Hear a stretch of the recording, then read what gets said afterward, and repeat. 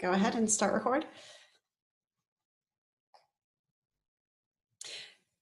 Good afternoon, everybody, and welcome. My name is Ann Dolan. I'm the president and founder of Educational Connections Tutoring and Test Prep. We're all so excited to be with you today. We're talking about summer learning and what to do when camps and all your plans are kind of up in the air. Maybe some camps have been canceled. Maybe you're not sure if others will go on without a hitch. But regardless, we're all in this together. So today, my panel of experts and I are bringing you some solutions on how to make this a really great summer, despite everything that's going on. So first, I want to welcome my panelists. I have Maria Zimmitti from Georgetown Psychology, Sara Weiser from Good Beginnings, Hello. Provide OT Speech, and Allison Sibley from the Sibley Group in Washington, D.C., and Steve Harner from Child and Family Associates of Greater Washington. So I'd love for each person just to quickly introduce themselves, and then we'll get started. Maria, can I begin with you? Sure. Hello. Happy to be here again. I am the clinical director at Georgetown Psychology, and we have offices in Virginia, DC, and Maryland, and are currently running 100% teletherapy successfully. Nice. Thank you, Maria. Sara, welcome. Hi, Anne. Thanks so much. I'm from Good Beginnings. We do PT and OT for kids, and we have offices in Herndon and Falls Church, and we are also on teletherapy now, opening soon for limited patients, but right now on teletherapy as well. Awesome. Awesome. Thanks, Sara. Thank you. Hi, I'm Allison Sibley of the Sibley Group, and we have a family therapy practice in DC. We see young kids in play therapy all the way up to parents and couples. And typically we're open 7 days a week in the office. These days we're 100% virtual and even running some groups and with little kids and play therapy virtually. Nice. And it's going pretty well. Mm-hmm. Thanks, Allison. Hi, Steve. Hey, Ann. I'm Steve Harner. I'm with Child and Family Associates, and we are a collaborative group of therapists that provide individual, group, family, more cognitive behavioral skill building, strength-based type of therapy. And we also do evaluation. And like everybody else, we've been successfully converted back to this telehealth world. And it's been some pretty exciting work. So, and I'm, as Maria said, I'm happy to be on this call again with you all. Great. Thanks, Steve. All right. So let's dig in. You know, this summer is going to be unlike no other summer before. It's going to be so different in that our kids probably are going to have a lot more time. So my first question to our panel, I'm going to start with Sara and Allison because I want to focus first on younger kids and then I'm going to get to older kids. But what do we do on those days that there's not a ton of structure and we want to provide structure for our kids so they're staying somewhat busy and productive? Sara, how do you think parents should go about this? Yeah, so I think as parents, we often forget kids really thrive on structure and routine.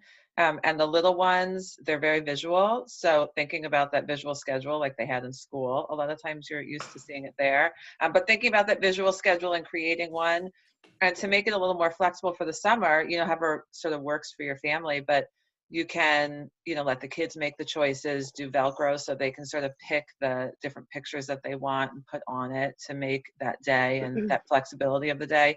But just thinking about bringing that visual in. Something else I really like with kids, kids also like control and are always looking for that control. So I do something that's called choice list choice. Instead of those sort of yes and no questions or those more controlling questions of it's time to go outside, let's go. It's, we're going to go outside now. Do you want to walk or do you want to hop to get there? Or when we get outside, do you want to do bubbles or do you want to, play on the playground or what, out back or whatever it is. So thinking about giving kids a little more choice and a little more structure in that way. I love that. Thanks, Sara. Yeah. What do you think? Yeah, so I've been thinking a lot about parents working at home and trying to provide structure and what that's going to look like. And I think for kids, we need to keep in mind for the summer flexible structure. So lighten up a little bit, loosen up, but still have it. So have a, have a morning, an idea of what the morning is going to be generally on most days, and then have a backup plan when it all falls apart. Same thing with the afternoon. And I think when working with the whole child, we like to think of activities that will target the mind, body, and then the connecting piece, the social piece, which is a little bit hard to do virtually. But so for instance, is there a time of day that your kids really need some outdoor activity? And is there a way to perhaps even pair that with another family in your germ circle as the summer loosens a little bit to do, a physically distanced walk or scavenger hunt in Rock Creek Park or somewhere where it can be safely done, and it could give the other parents perhaps a couple hours to work. And the same thing with flip-flopping parent schedules. Perhaps one person works better in the morning and the other parent deals with the kids' morning routine, and vice versa. So I'm trying to think about it from the whole family perspective, as well as how do we move the mind and body to manage energy, basically, and boredom. Thank you. Yeah, that's super helpful. Thanks, Allison. Let's move on to older kids. So middle and high school kids, and they can be very different from dealing with 6-year-olds, for example. I'm wondering, Steve, how would you suggest a parent provide structure to an older student? Well, in my own family, I'm brought back to something I learned a long time ago, which is like the 5 Ps. Proper planning prevents poor performance. And it just brings it back all the more now as my kids are about to end school. And what it makes me think about is kind of as parents, maybe to sit first and just do some proper planning, maybe for ourselves to brainstorm what we know of our teens' interests, even from the past, like what did they most like to do when he or she was 9, 11, 12? And just because they might not have been doing it more recently doesn't mean that that could be something that they could start to look into now. So I had this one teenage girl where she surprised her mom by saying, "Hey mom, can you order me some scrapbooking stuff?" And she hasn't been scrapbooking since, I think she was 11 or so. So it's just interesting how these kids in the boredom may go back to something that they previously liked. And it's also a way to get them off of screen time too. But I also think when I coach parents around this, as we've been talking about it, is what are the parents' objectives for the summer?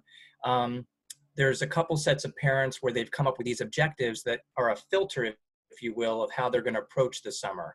So they may say to their teens to say, look, there's 3 things that we need for your daily, right? So each day we have to focus on accomplishing something productive that's not involving screens, could be a chore, an activity outside, some meaningful family time, and then maybe just some time with your friends or whatnot. So not to get it too caught up in all of the screen time stuff. So I'm finding that people are very, very creative. And one of the other ways that we've been creative is brainstorming ideas. And we've done that in the practice and also in my own family about putting up some sticky pads up on, like, what are some things that you did in the past that, you could be bringing back, maybe another column for what are ideas that the teenager could do on their own, and maybe another column, what are some things that they could do as a family. But Anne, I think you had some thoughts about this too, right? Sure, Steve, I love that idea. And in fact, I used to do this with my kids when they were really young, but I hadn't done it in a very long time. And so when we were talking about this the other day as a group getting prepared for this, I thought, you know what, I'm going to do that with my kids. And now they're kind of old. They're 20, and my son's girlfriend was here too. And I'll just show you what it turned out to look like.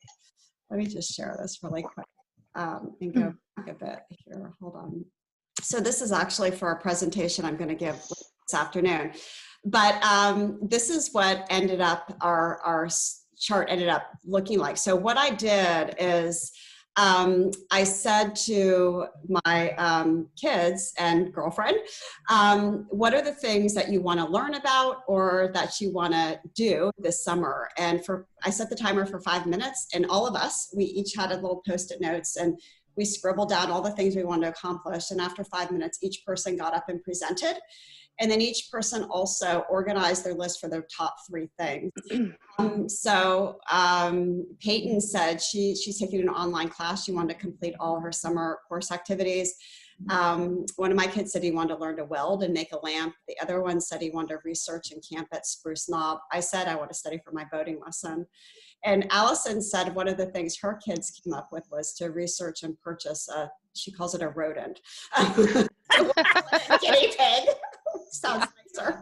Build a garden. She also mentioned creating an outdoor mural. So that's just an easy way to get kids talking. And I thought, oh, I don't know if my kids are going to want to do this because they're kind of old now.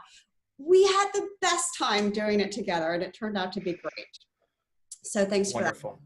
Maria, tell us what, in your opinion, how parents can think about older kids. Okay, my internet is not doing well, so I sort of heard your question. Okay. So I'm going to piggyback on some of what Steve was saying.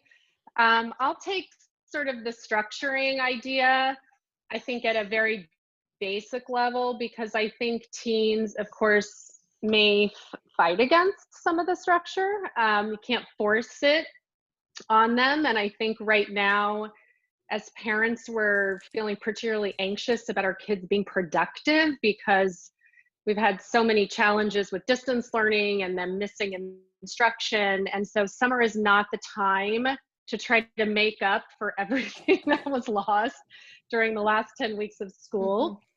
So I think it's really important to keep it super simple. I like to focus on really structuring. Sleep is still important for them to structure.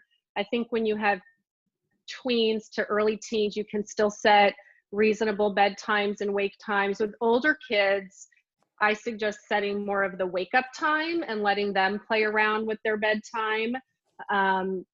Really just kind of educating them on why it's important that they're up during the day and sleeping at night. We know kids are in a better mood and are more productive if they're up during the day.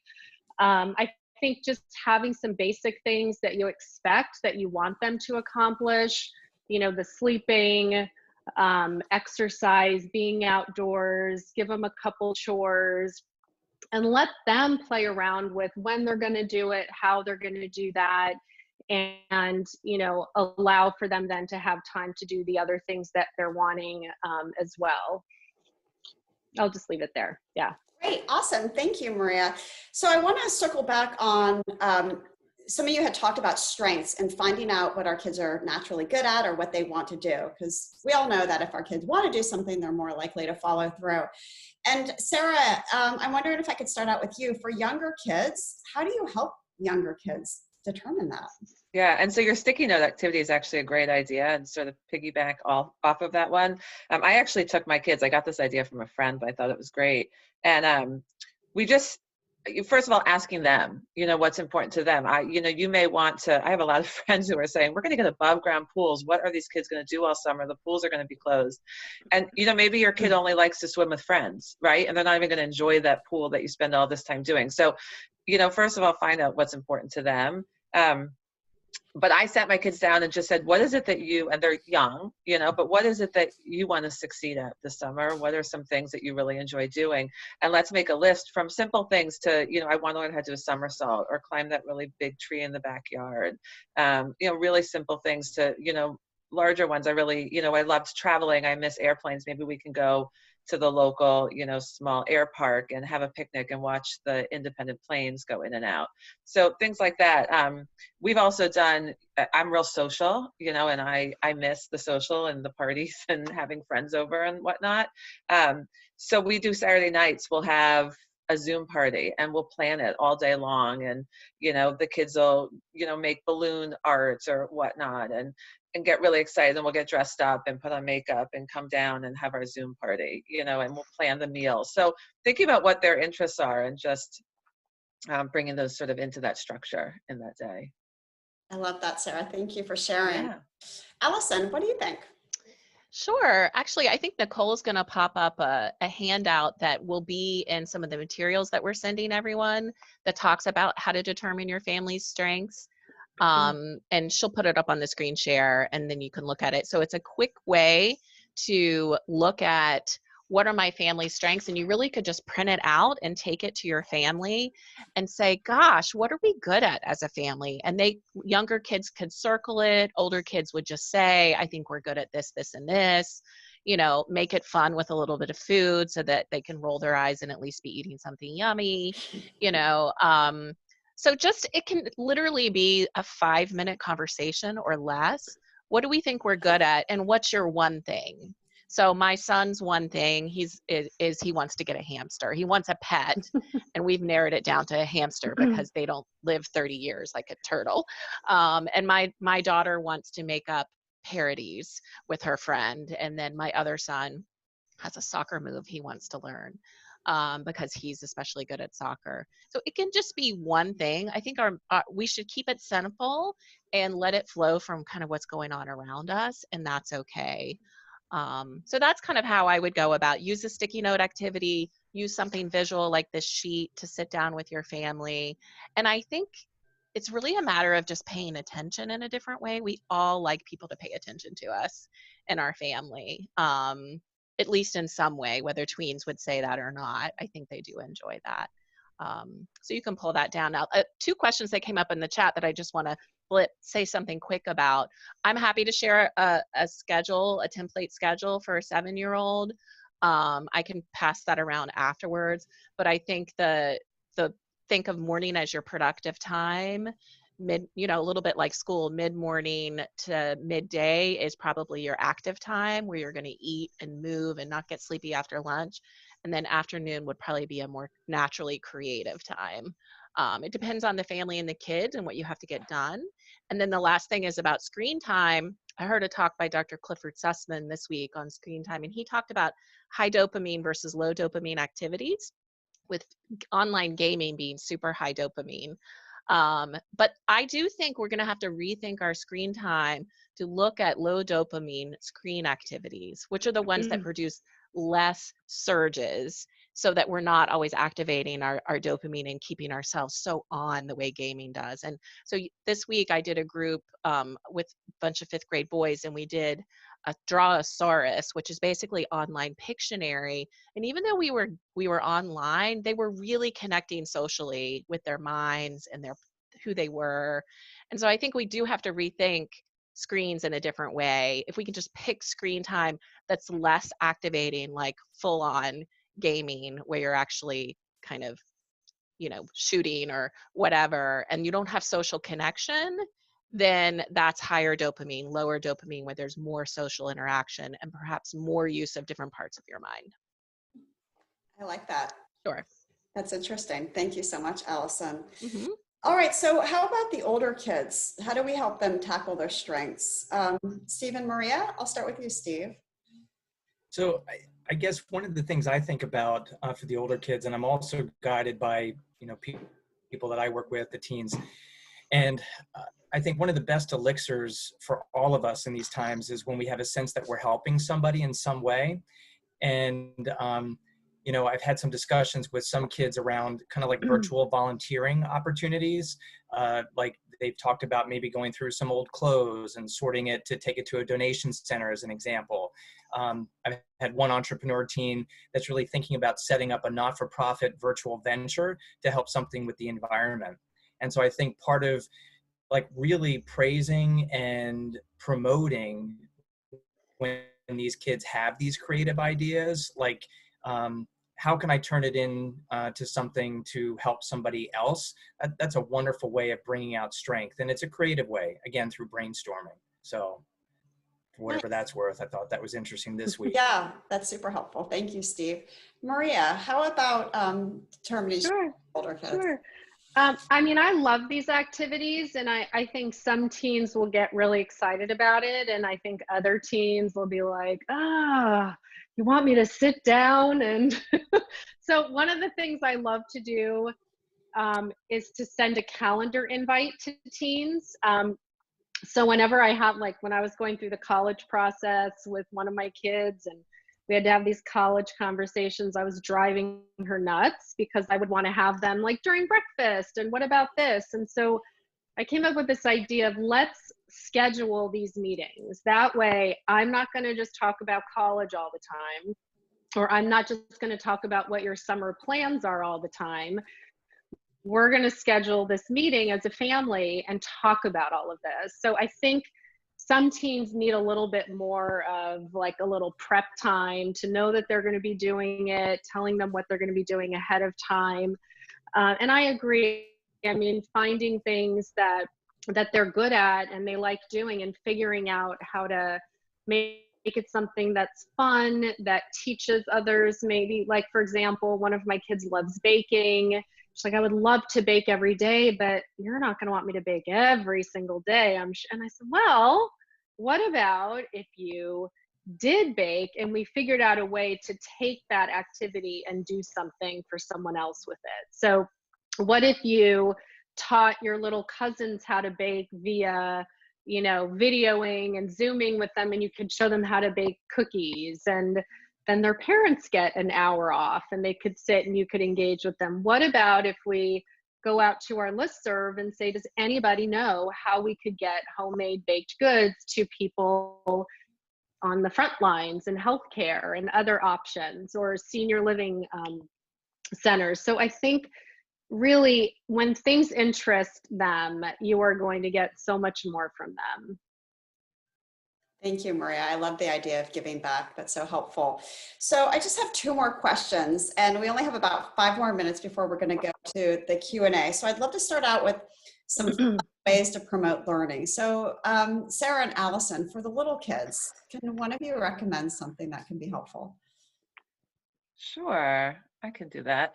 As an OT, you know, I always think about, or we always think about, movement and sensory. You know, it's not always about getting in a book or you know, teaching the ABCs or 1, 2, 3 or whatnot. Sometimes it's just getting outside and making a garden and getting your hands dirty and learning about how to plant. And, you know, you can count and do a lot in the garden if you wanted to bring that learning into it.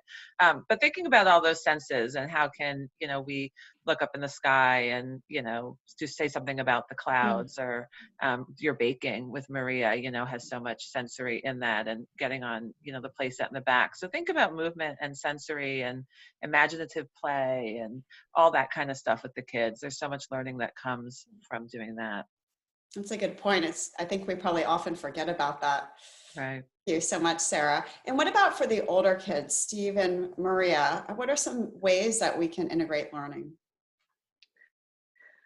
Well, I would say one thing I'd love to say about trying to get this out of teens, because that can sometimes be difficult, is to really focus on, I really like to think about motivational interviewing, which is it's a therapeutic approach, but it's a great parenting approach, where sort of think back to the Columbo series, where he just sort of sat back and questioned and pondered with them. And, you know, there's an acronym called RULE, RULE. R is resist telling them what to do. U is understand what they want to do. L is listen with empathy, and E is encourage. And so I think it's really about, what do they want to learn about? Do they want, you know, they may want to prep for a challenging class that's coming up, and they may want to do a little bit of the groundwork early on. Do they want to get into a language? Do they want to, I mean, you can do anything by Zoom now, Zoom guitar lessons. You know, do they want, what about ways for them to earn money? I mean, kids can still, I am watching kids all over my neighborhood put things on the listserv of how they are out there trying to find ways to make money and volunteer and still do some version of an internship that they can put on their resume, ask friends, ask family, ask neighbors if they know anybody. And a lot of times kids can come up with some really cool things to do this summer virtually. Great. Thank you so much, Maria. Oh, Steve, go ahead. I was just going to put a plug in for what you were saying, Maria, because I about fell out of my chair this week at dinner. We had more of an organic conversation with the boys at the table about what do you think about for the summer. And one of my sons said, I think maybe I just need to get some tutoring to help me with, you know, some of the learning stuff. And I thought, I got to call Ann Dolan. This has got to work. But it's amazing. It's just amazing how things can just happen organically. And that's where, at least in my family, what we've certainly welcomed is bringing the family dinner time back. And again, your rule perspective, Maria, really on point. And I didn't hurt myself when I fell out of my chair, but I had to hold back. I had to hold back saying, yes, do it. Anywho. Thanks, Steve. I was worried about you when you fell out of your chair. Yeah, it happens. My last question is really about family communication. As our kids, you know, we've all been in isolation for so long, and as we're back re-entering, what is that going to be like? How are we going to have that discussion with our kids and even the other adult in the house, if there is one? What will that look like? So I'm wondering if anybody has thoughts on that. And Allison, I'm going to start with you, and if anyone wants to chime in, that would be great. Yeah, I can jump in. That there are a few handouts that'll come after on a family communication plan and parent-to-parent communication and different types of communication we can have among and between parents based on the level of crisis that we've been dealing with. But I think first and foremost, I mean, we don't have to be too complicated. You can look at that and come up with a few talking points or bullet points that you need to have with your family. And I would say, like, use whatever feelings come up for you as a parent as a little bit of a clue as to what you might need. Of course, we're feeling anxiety. And sometimes when it comes to working out family plans, we may feel some irritation or anger if we're not really in alignment, right? That's natural. And whenever we have anxiety and anger, those are signal feelings. And usually it means we need something. We either need attention or protection. And so that's a way of thinking about, okay, what's this experience that I'm having or family members are having that then can help me clue into what our needs are. Of course, we need some protection in this situation. And if we're feeling too anxious or too frustrated or irritated with how our family is dealing with it, it may mean we need to come back to the drawing board and keep that conversation going and seek a little bit more alignment, especially in the parents first and then talking to the kids. And then the second piece is, how do we start talking to other parents as the isolation is lifting some? And I think the biggest piece, I mean, in some ways, we're having to kind of safely come out of whatever our isolation is into a comfortable germ circle. And so being able to focus more on kind of the what versus the why, what are we really dealing with? And using neutral language as much as possible, especially if there's a lot of feeling that's coming up. And of course, the I statements and all that, like, I'm concerned about this, I'm wanting to do this, always goes much further than you're doing this or you're not doing this. So those are a few tips. It's outlined more specifically, but. Great, thank you. Sure. Those handouts are going to be great. And so I appreciate you preparing those for us. We'll send those out to everybody. All right, let's jump into the Q&As. Steve, this one is for you. Can you repeat the 5 P's again? And in addition to the prior planning, can you talk a little bit about dealing with those kids in between, not the younger, not the older, but like that 9 to 12 crowd in terms of planning out their summer? So the 5 Ps, and I typed it in the bottom when I got a message about it, proper planning prevents poor performance. And there's another phrase that I like to say to people, particularly some of us who are anxious around it being perfect. It doesn't have to be a perfect plan. We can make it bad to make it better. And the idea of it is, I like what Allison was bringing up about chunking the day, that if what parents do of any age is they just chunk the day, that, you know, there's no screen time or there's no, online access, because the morning times are productive for us. And whatever productive means may be, are you doing gardening? Are you, making it more of how do I say, like a rubric that once you accomplish thus and such, then you're able to get to the screen time versus just an absolutely open day to do whatever you want, I think is dangerous. And that's what a lot of parents are concerned about as we come into the summertime. There's going to be no school. There's going to be no summer activities. So I think the fear is what's going to happen with all the screen time now. So, Yeah, and that's a great point, Steve, because that really brings us to our next question. A mom asked, she said, my son plays Minecraft for about 3 hours a day, and he plays with a couple of his friends. So there's actually activities, and she's really capped it at 3 hours, and she and the other parents are in agreement. And she's wondering, does that sound about right? I mean, I would, I would just say that thank goodness to have parents that are all in agreement because when you come at it together and all the I mean, I think again, they're going to have a little more screen time. We don't want it to be all screens, but there is some flexibility. And I think if everybody agrees on 3 hours, and the main thing is that your kids are doing other things, right? So if that's all they're doing and then you can't get them engaged in other activities, then 3 hours may be too much. But if they're doing the 3 hours and they're coming downstairs and they're going out and riding their bike and they're doing this and that, then, you know, to me, it sounds like it's probably fine. Great. Thank you, Maria. Yeah, and I would add, and I can pass this video on to share. I shared it with my group of 5th grader boys. It's important for them to develop a little like game awareness. What's their gaming awareness? Like, do they know when they start to get grumpy and when they get that game head, you know, where they're like can't have a conversation or they're coming out and they're feeling like sort of fuzzy, and just talking about the brain science, the difference between the dopamine and the serotonin and everything that's getting activated, I think helps kids like, oh, and do you lose track of time?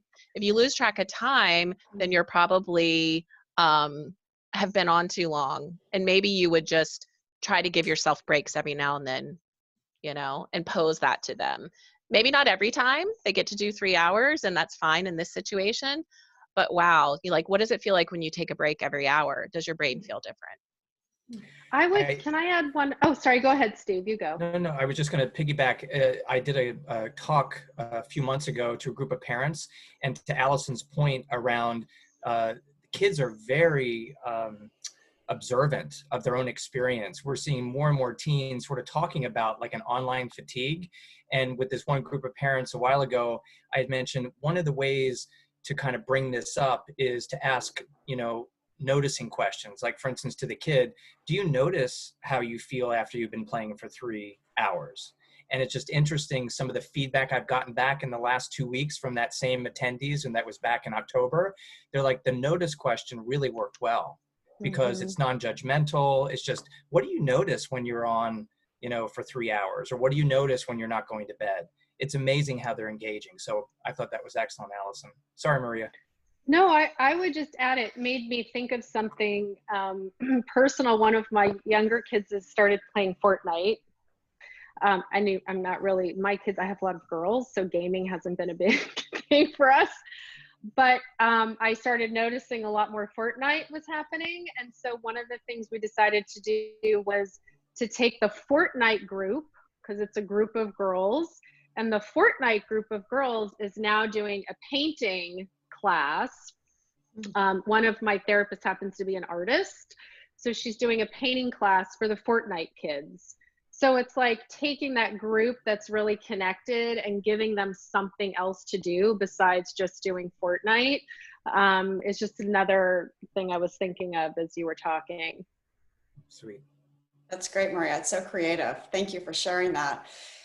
So I've had this question from parents before, and I'm wondering if somebody wants to pop in to address it. This mom says, my teenage boys play team sports, but they hate practicing on their own. Any idea on how to get them out and moving?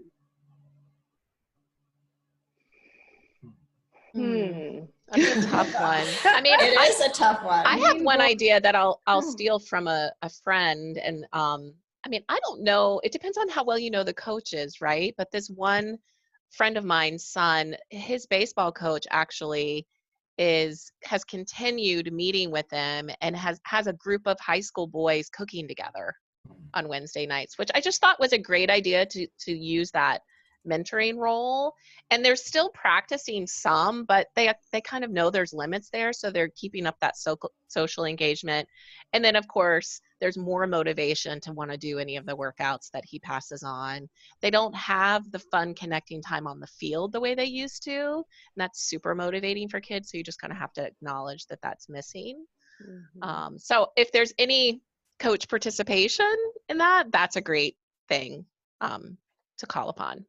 Well, and to Yeah. add, can they do like competition with their friends? I think just because you can't be with your friends doesn't mean you can't have competition in other ways. So, you all are trying to improve on a skill, and how can you create sort of competition at who can do it, more or better or faster or Yeah, whatnot I like than that. the other one. Yeah. And lastly, I would say leverage technology. I mean, use Apple Watches and things like that to really track fitness and steps and put them in competition together. We have to try to make technology, use it for our benefit too, and what we're trying to do with our kids. Good point. Thank you all. So the next question is, what kind of reading-based activities and games could kids do? And I can start with answering that, and then I will turn it over to you guys. So I'm going to share my screen really quick and go back to the PowerPoint that I have for this afternoon, and share with you a couple of ideas. So let me do my slideshow from the. So these are a couple of things that you can do with kids. One is, this mom asked about reading, and I found Amazon's query to work really, really well for kids. So for example, if you have a middle school girl who loves horses, you can type in books about horses for reluctant readers, or books about horses for middle school girls, and Amazon will actually populate a whole list for you. I also love Audible books for kids. There's nothing wrong with a child listening to a book. It's even better if they follow along as they read.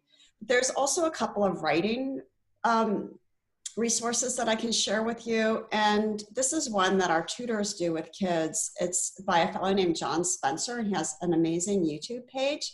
And if you have a reluctant writer, and I found that many of our students with ADHD or executive function issues often don't love to write, but it's important.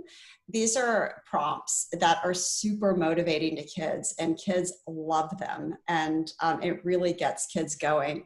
And then this is a website called No Red Ink, which helps also with grammar and writing, and I like it because kids can pick the things that they're interested in. For example, it will say, what TV shows do you like, and what movies do you like? And you can click on all the things you like. Who are your favorite football players? Or, who are your favorite hockey players? What's your name? What are your friends' names? What are your pets' names? And then all the questions that the site asks you are to practice grammar and writing are all about, they're filled with the characters you like, your friends' names, your pets' names, so that it's super personalized to you. And I found that that's really motivating to kids. So these are examples of skills that kids can practice. And then this is another site called Brain Pop, which I love for kids. And it's awesome. So if your child wants to learn coding, they can click on the engineering tech, or if they want to practice English and reading, whatever they want to practice. And then this is what a breakout looks, so they can study things of interest to them over the summer. And that usually goes further than us telling kids what to do, when they can pick their own things. All right, so anybody else have thoughts on reading-based activities before we go to our last couple of questions? I would just add that yesterday I read a great Wall Street Journal article that it's all on summer technology, and it has some of the things that you mentioned, Anne, and just has incredible recommendations for technology for all kinds of things for kids at lots of different ages. The other thing I think that's fun that I'm doing is sort of taking my younger child back to my day and sort of reading things that I loved reading. So right now we're reading Judy Blume. Are you there, God? It's me, Margaret, Yes. and Tiger Eyes, and like, it's fun, especially if you can read the book with them or read separately and talk about it. So, sometimes kids are interested in things that we used to like reading, and is making sure it's at their, appropriate level is also another idea. Oh my gosh, I love Judy Blume. That brings back. I know, I love Maria. it. Oh, thank you for sharing that. All right, here's our, if we have time for another, we'll do it, but this might be our last one. So what about middle schoolers who are resistant to doing anything other than screen time? They'd rather sit in the room and be bored and just wait until it's time for screens. And this causes a lot of tension. Anybody have a thought on that? I think I can speak to that a little bit. I work with a lot of middle schoolers in it, but it's different having one at home, and I have one at home too. And I've been trying to join with and extend my daughter's screen time. So for instance, this week we're watching all her favorite movies in this one series. And I've seen them, most all of them before, but I'm doing a movie night with her with the hopes of kind of bringing her along. Perhaps I'm going to buy her that series of books or something like that. And the other thing is I bought her a book the other day that's a movie she loves. She's seen the movie, but she hasn't read the book. And so that's a little bit compelling. It's hard. It's hard. And I think the biggest thing as a parent is to really catch that nagging part of us that comes up when we're frustrated. So I've just been trying to enter the space differently, more playfully, a little bit more like a middle schooler, using a funny voice or kind of not being so parent-like as I'm checking in and saying hello, and trying not to have all my check-ins be from I need you to do this today. I think that's helped some, actually. That's awesome. Yeah. Thank you. I would just add that, again, I think this time is I think we're seeing that kids are having more and more trouble as time's going on. So while kids, 2 months ago, 8 weeks ago, 4 weeks ago, I probably would have said a lot of kids are doing pretty well. But we are seeing a sharp rise in kids that are needing some support through this, and parents and couples. And so, I think keeping that in mind as you see kids being somewhat resistant or wanting to just escape into their technology, and just really thinking about that as sort of a backdrop to what's going on with some kids right now. That's a great point, Maria. I agree. It's gotten harder for our kids. Well, as we wrap up, I wanted to share a resource with everyone, and it's an ebook that I have for this exact time, homeschooling kids during coronavirus. And so let me share that with you really quick. Here it is. And if you're interested in getting a copy of it, it's about 14 pages. It's super quick to read, and I just updated it the other day. Just text 55444 and then type in homeschool, and that will be delivered to your inbox. So I hope that you've all found this to be helpful today. Talking about summer, I want to really thank my guests tremendously, Maria, Sara, Steve, and Alison.